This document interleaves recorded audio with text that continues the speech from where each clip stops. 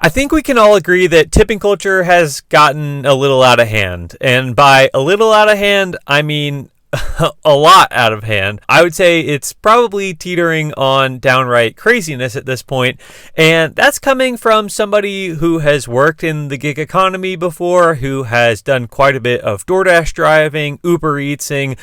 I've wanted tips pretty badly in the past, and so I understand where a lot of people are coming from, but I think there's quite the difference between hopefully being expectant about getting tips as opposed to getting downright furious when somebody doesn't tip you a double-digit dollar amount for spending 15 to 20 minutes driving around. Yes, those people actually exist. Do you realize you ordered some Cormac and you're in Smithtown? That's a 15-20 minute drive. They don't let us know how far, so I think you need to adjust your tip to make it right. How much is the tip? You gave an $8 tip. What the hell are you looking for? I gave an $8. Okay, I'm gonna bring the food back. I'm gonna bring the food back.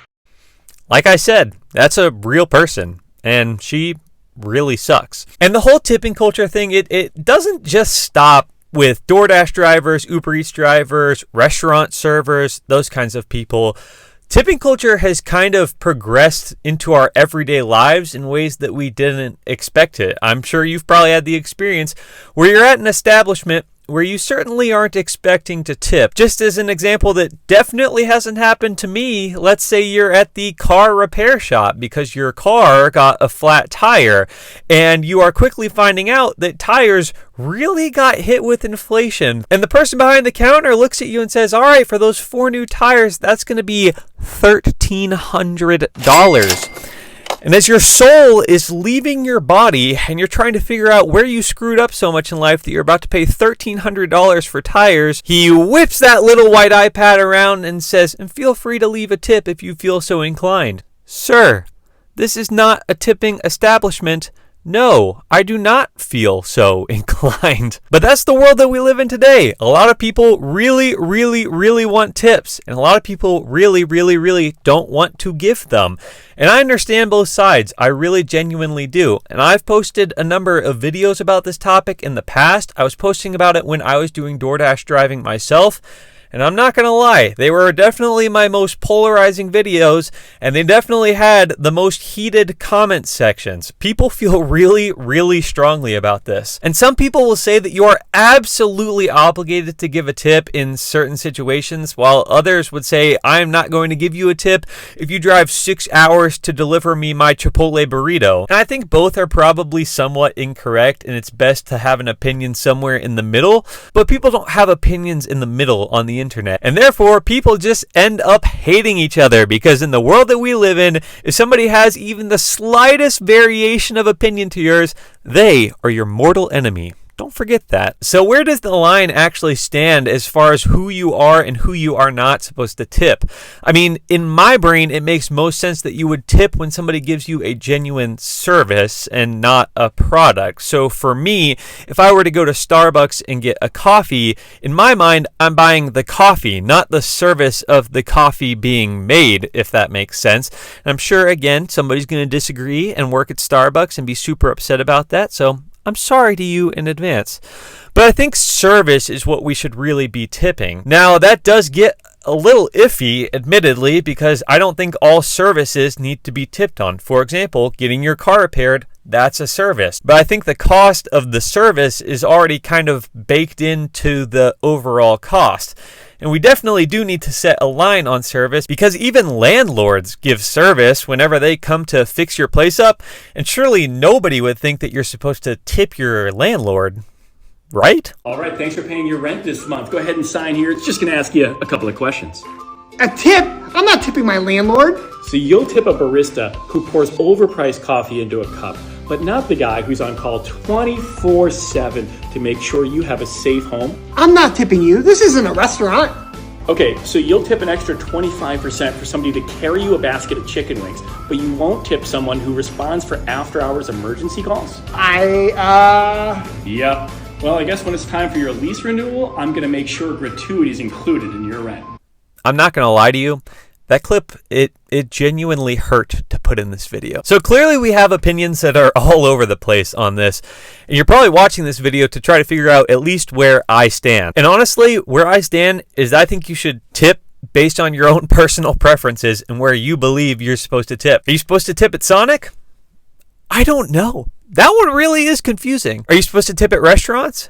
I would say yes, especially when you're getting a sit-down service that may last for 45 minutes, an hour and a half. I absolutely believe that you should tip, and I think you should tip 20% or more.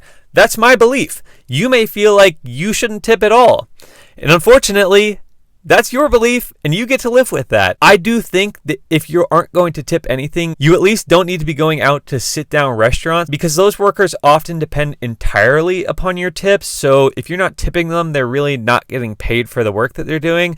And I can already hear the, oh, then go just get a better job comments. The thing is, most people, even if you don't tip, are going to get tips from most other decent people.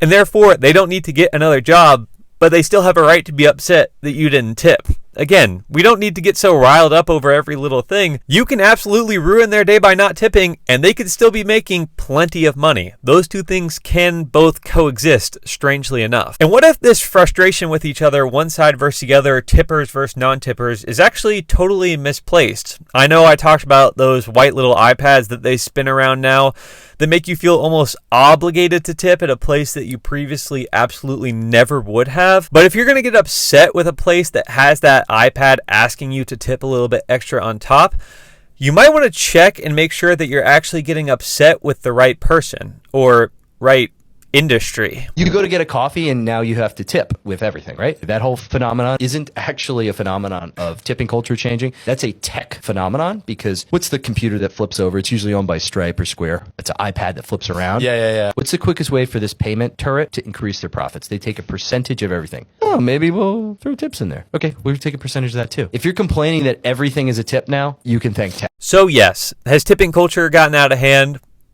Absolutely. I'm not going to argue that at all.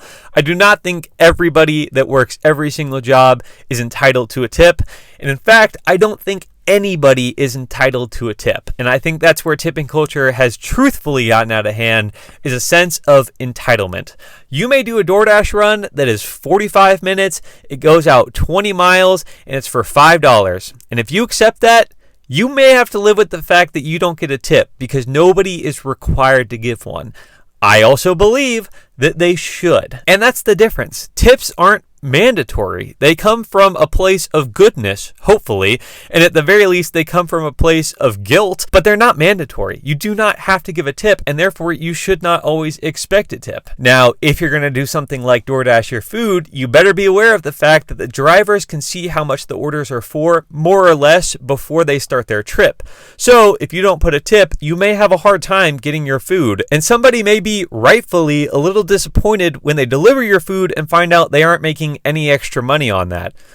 But that does not mean that you can spit on somebody's food, steal somebody's food, do literally anything to somebody's food because it is their food. And that's illegal. And we are not going to condone illegal activities. And when I see your comments, they do make me laugh, but they also make me a little bit concerned. So please just be a decent person on both sides of the spectrum.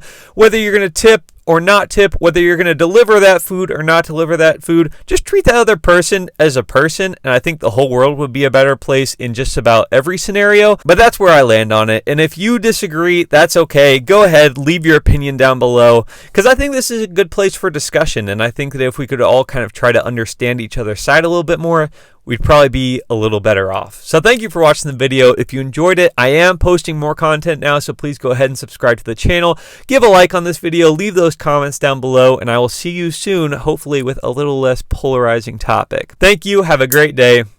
Bye.